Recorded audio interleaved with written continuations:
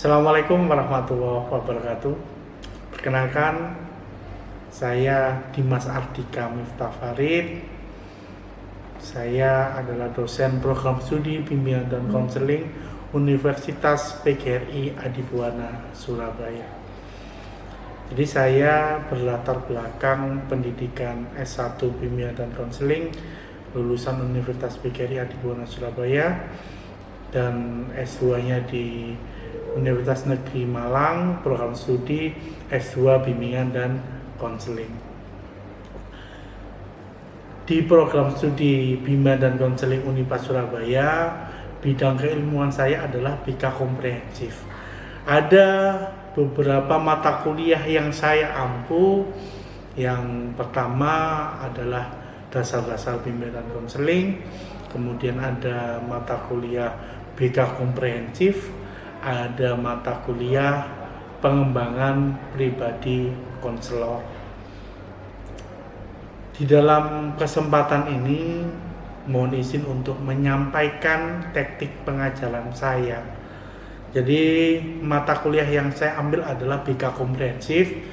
BK Komprehensif ini totalnya ada 4 SKS dengan kode mata kuliah 50323. Jadi BK Komprehensif ini adalah mata kuliah wajib dan yang ada di semester 2. Mata kuliah yang menjadi prasyarat sebelumnya adalah mata kuliah dasar-dasar bimbingan dan konseling atau yang masuk di semester 1. Untuk mata kuliah BK Komprehensif ini dilaksanakan secara blended learning. Jadi secara luring dan daring. Hanya saja saya bisa mengatakan bahwa persentase untuk pelaksanaan daring maupun luring itu berbeda. Jadi daringnya mungkin sekitar 20% dan luring sekitar 80%. Begitu. Dalam proses pembelajaran luring dilaksanakan dengan tatap muka, metode ceramah, diskusi kelompok dan sebagainya yang berkaitan dengan BK Komprehensif. Untuk kegiatan daring, saya biasanya menggunakan aplikasi Google Meeting atau Google Meet ditambah dengan LMS atau Learning Management System dari Unipa Surabaya, yakni nama LMS-nya adalah Firlenda. Jadi walaupun mahasiswa melaksanakan kegiatan pembelajaran secara luring atau tatap muka, tetap saya wajibkan untuk mengupload makalah dan PPT-nya di Firlenda. Gitu. Jadi kami bisa mengakses, terutama saya bisa mengakses makalah maupun PPT yang sudah diupload di sistem LMS Firlenda tersebut. Termasuk mahasiswa juga bisa untuk mendownload semua materi-materi saya yang sudah saya upload di Firlenda. Dalam mata kuliah BK Komprehensif ini ada capaian pembelajaran lulusan. Jadi saya akan membacakan CPL-nya. Yang pertama adalah mampu berpikir kritis terhadap landasan filosofi, pendidikan, psikologi, sosiologi, dan antropologi yang mendasari teori dan praksis pengetahuan bimbingan dan konseling. Yang kedua, mampu mengembangkan jaringan kerjasama dengan berbagai pihak untuk mendukung layanan bimbingan dan konseling. Yang ketiga, taat hukum dan disiplin dalam kehidupan bermasyarakat dan bernegara melalui internalisasi nilai, norma, dan etika akademik. Dan yang terakhir atau yang keempat adalah mampu membuat rancangan dan laporan program bimbingan dan konseling. Persentase penilaian ini ada diskusi atau tugas praktek itu ada totalnya 35%, tugasnya 5%, UTS 15%, UAS 20%, kehadiran 20% dan kuis 5%. Jadi totalnya ada 100%. Begitulah teknik dan metode pengajaran saya di dalam mata kuliah BK komprehensif. Demikian pemaparan deskripsi mata kuliah BK komprehensif ini. Berikut adalah cuplikan proses pembelajaran yang ada di dalam mata kuliah BK komprehensif. Kita mulai ya. Assalamualaikum warahmatullahi wabarakatuh. Waalaikumsalam warahmatullahi wabarakatuh. Selamat siang semuanya. Siang. Sehat semuanya? Sehat. Baik teman-teman, pada siang hari ini kita akan membahas terkait dengan mata kuliah BK komprehensif. Sebelum kita mulai perkuliahan pada siang hari ini, mari kita berdoa menurut agama dan kepercayaan kita masing-masing.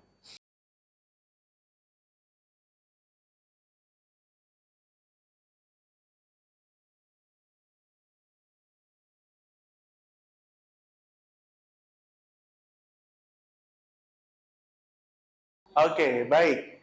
Coba saya review sedikit terkait perkuliahan pada pagi hari ini. Sebelumnya, saya absen terlebih dahulu ya. Tolong untuk yang hadir di sini langsung katakan angkat tangan dan katakan hadir. Baik, Pak. Hendy Marzeli, Nandia Rahmaja, Risma Ayu,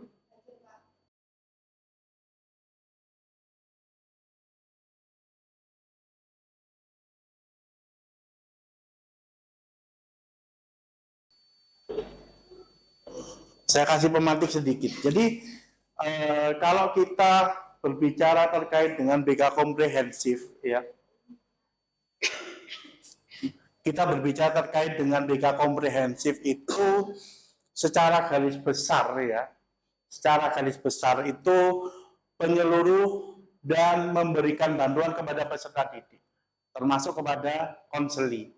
Ya, tujuannya itu apa? Ya, tujuannya itu untuk memandirikan siswa serta mengoptimalkan perkembangan siswa. Secara garis besar seperti itu. Ya, dan ada 4 komponen BK komprehensif. Ini pemantik dulu ya sebelum masuk ke kelompok. Ada 4 komponen dasar ya. Yang pertama adalah layanan dasar, yang kedua layanan responsif, perencanaan individual dan dukungan sistem. Secara garis besar, layanan dasar itu layanan yang penting yang kita berikan pertama kali. Nah, terus yang kedua layanan responsif. Secara garis besar, layanan responsif itu adalah pemberian layanan yang harus segera dilaksanakan, harus segera diberikan. Karena maknanya adalah responsif. Responsif itu kan artinya segera ditanggapi, segera direspon. Nah, artinya dia memiliki atau konseli atau siswa itu memiliki satu masalah atau problem sehingga perlu untuk direspon. Nah, itu adalah cara garis besar responsif. Yang ketiga adalah layanan perencanaan individual. Jadi layanan perencanaan individual ini siswa itu akan banyak berkonsultasi terkait dengan apa rencana yang akan dicapai oleh siswa tersebut. Misalnya, Pak, saya kok merasa punya kemampuan dalam memasak misalnya begitu. Maka di dalam perencanaan individual itu bisa kita arahkan kepada program studi yang mungkin itu bisa menunjang bakat maupun minatnya dia. Bisa kita arahkan ke PVKK. Itu bisa seperti itu. Nah, termasuk yang terakhir adalah dukungan sistem. Dukungan sistem itu adalah alat atau termasuk manajemen, termasuk tata kelola yang ada di dalam bina dan konseling. Misalnya infrastruktur, kita bicara infrastruktur, ada ruangan konseling, ada ruangan bimbingan kelompok dan sebagainya. Kurang lebih seperti itu. Itu adalah apa ya, garis besar materi yang akan kita bahas pada siang hari ini. Begitu ya teman-teman ya. Sangat-sangat menarik dan saya kira ini yang nanti akan menjadi dasaran kalian ketika sudah menjadi konselor sekolah nantinya. Jadi ya teman-teman ya, jadi mari kita belajar bareng untuk hari ini berkaitan dengan komponen BK komprehensif. Baik, dari sini hari ini ada yang presentasi? Saya sama rekan saya. Oke, Mbak Revinza. Iya. Sama? Aura. Aura. Oke, sudah siap Mbak? Sudah Pak. Oke, materinya kirimkan ke saya. Iya baik. Langsung saya share screen-kan dari ini. Baik. Silakan.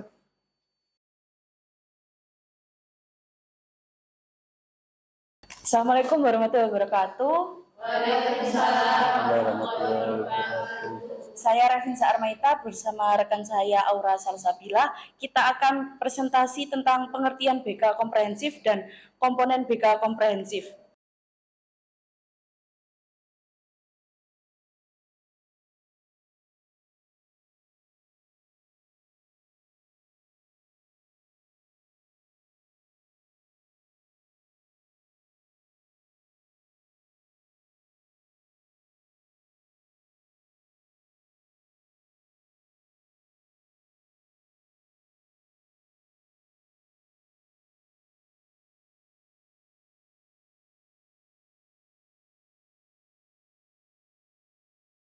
Itu tadi sedikit materi yang bisa kami sampaikan, dan untuk teman-teman barangkali ada yang mau bertanya, silakan. Silakan Mbak Endi. Ini kan di lingkungan sekolah kelas ya, kita akan menemukan berbagai masalah.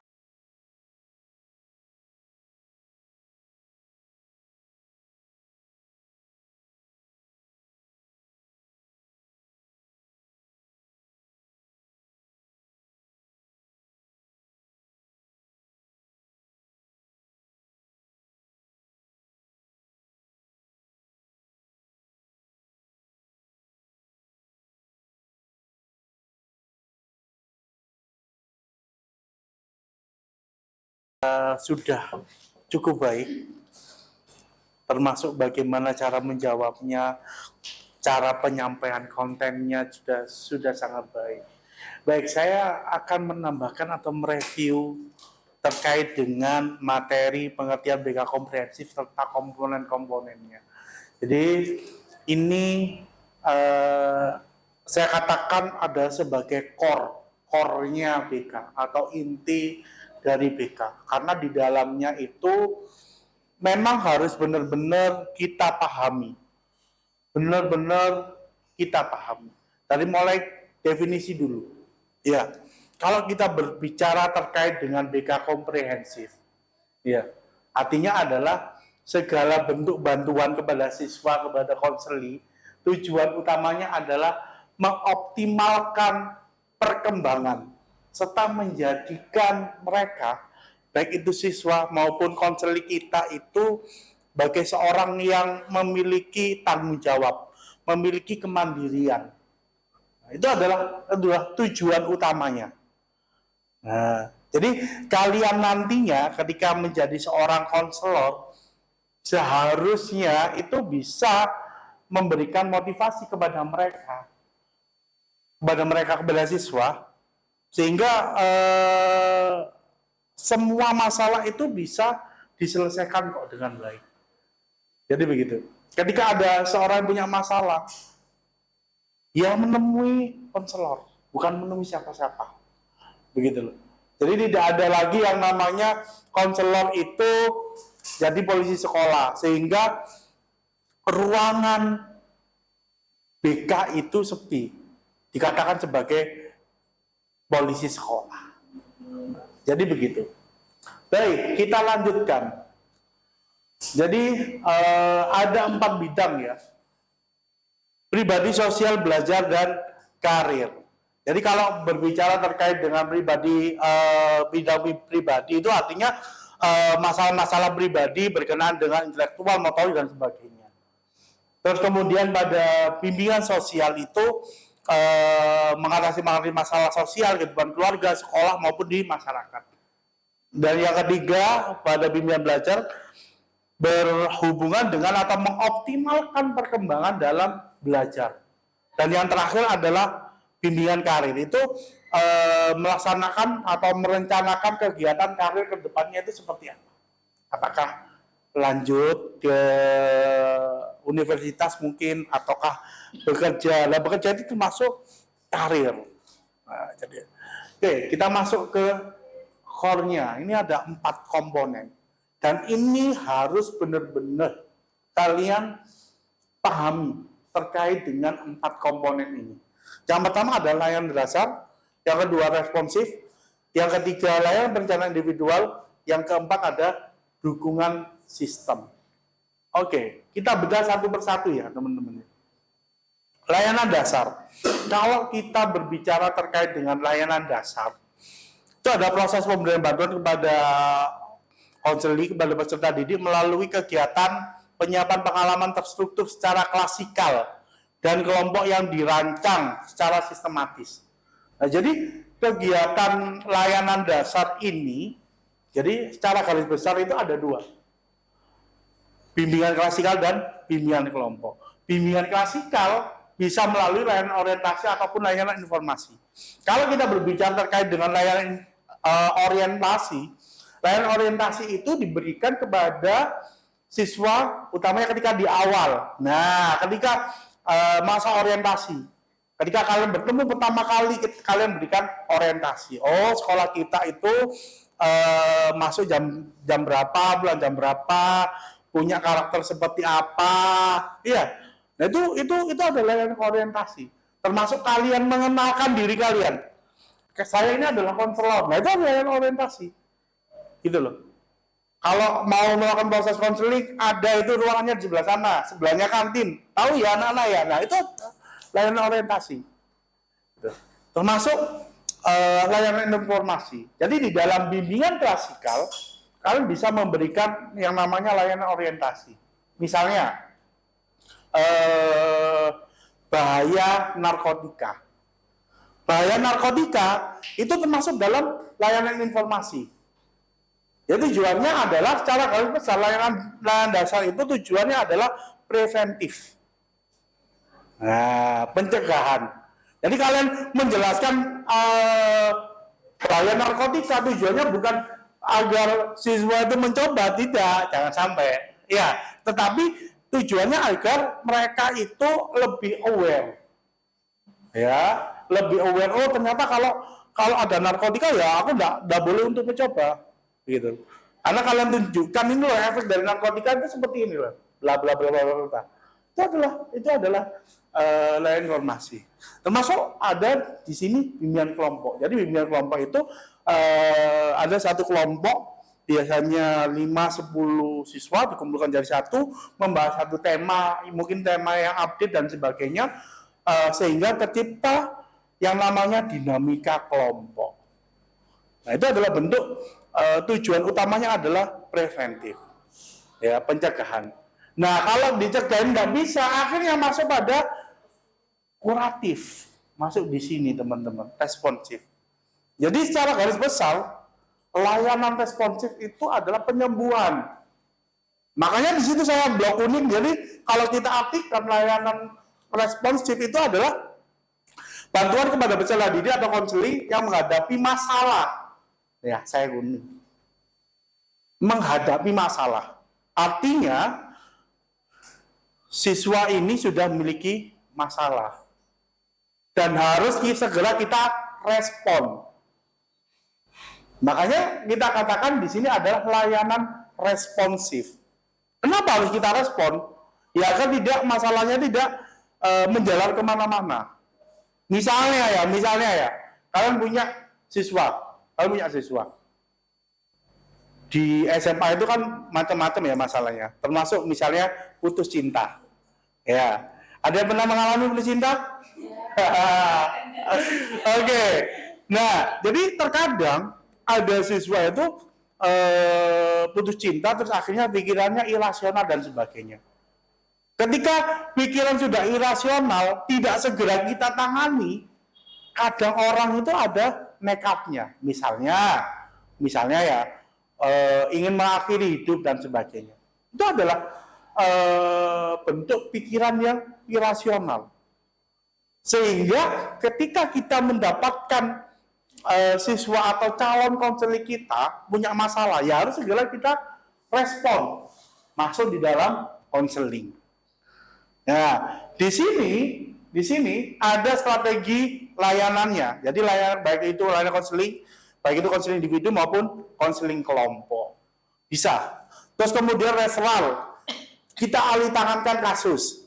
Yang keempat, konferensi kasus itu membahas satu masalah yang dialami oleh siswa dengan kita mendatangkan guru mapel yang ada masalah dengan siswa tadi, termasuk dengan wali kelas maupun dengan orang tua. Itu masuk di konferensi kasus. Dan kita boleh untuk melakukan kunjungan rumah. Kunjungan rumah itu termasuk dalam layanan responsif. Ya, jadi barangkali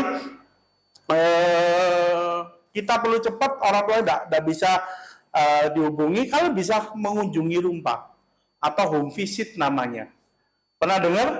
Nah, home visit. Jadi kalian boleh untuk melakukan home visit. Nah, salah satu tujuan mengapa diperbolehkan home visit ya agar kalian juga tahu kondisi orang tua seperti apa, lingkungan rumahnya bagaimana dan sebagainya. Karena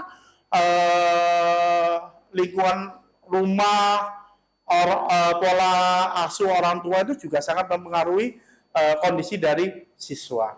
Jadi begitu. Kita lanjutkan. Oke, kita masuk pada layanan perencanaan individu.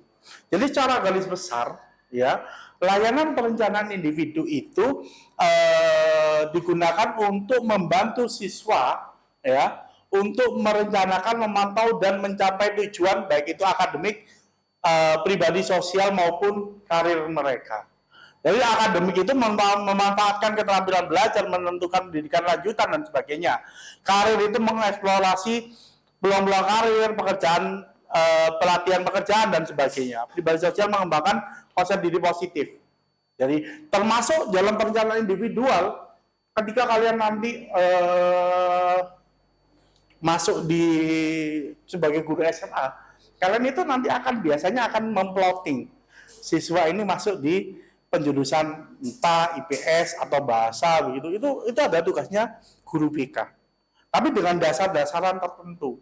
Misalnya nilai raport, hasil psikotes, nilai ujian nasional misalnya dan sebagainya. Harus ada yang namanya dasar, termasuk mereka minatnya di mana. Begitu loh. Itu harus disesuaikan. Dan ini yang terakhir. Yang terakhir adalah dukungan sistem.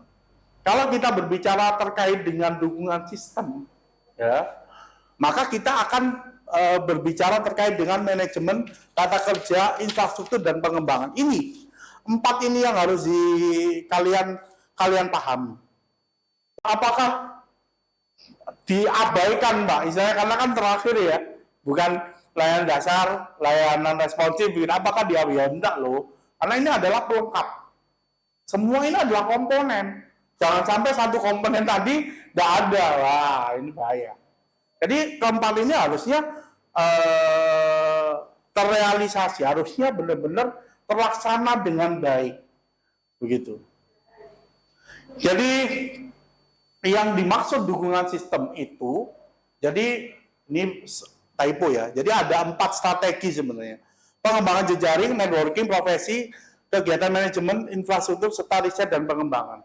Jadi ada 4 strategi pelaksanaan dukungan sistem. Yang pertama adalah pengembangan jejaring dan profesi. Kalian jadi guru, misalnya nanti jadi guru BK, ya jangan hanya jadi guru aja, tapi mungkin aktif untuk organisasi.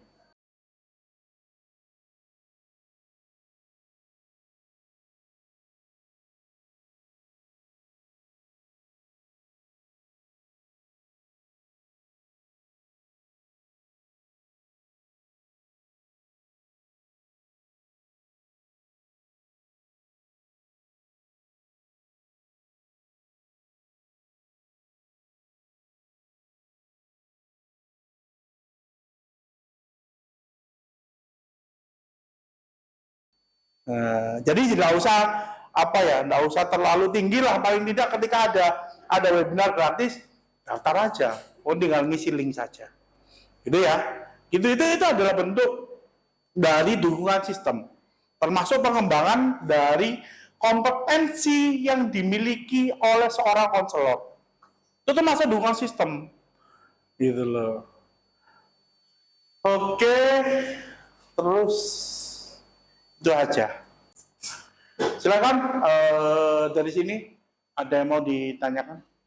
Saya Pak. Oke, silakan. Namanya dulu, kemudian pertanyaan. Nama saya Ignacy Anabolan. Saya bertanya, tadi kan baru Bapak jelaskan soal dukungan sistem. Oke. Dalam dukungan sistem itu ada infrastruktur.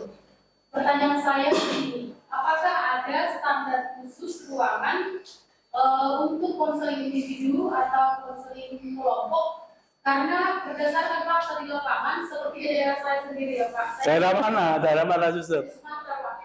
Oh, dari Medan, oke. Gimana? Ruangan yang sepertinya sudah Bapak jelaskan itu yang mendukung bimbingan itu tidak ada.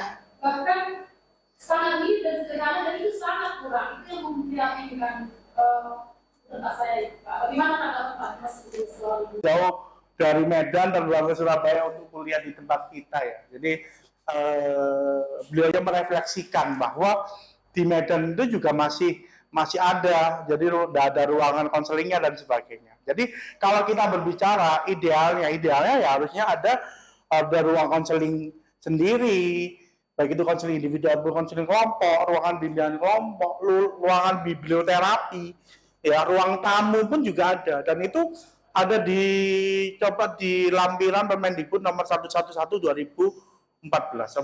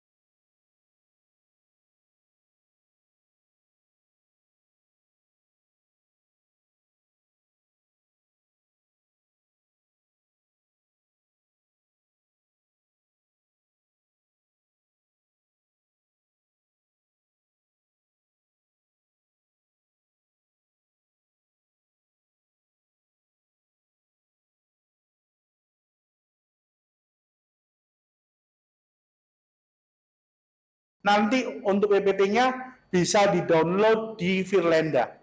Oke, sudah saya tempelkan di Firlenda. Itu yang bisa saya sampaikan. Kurang lebihnya mohon maaf. Have a nice day.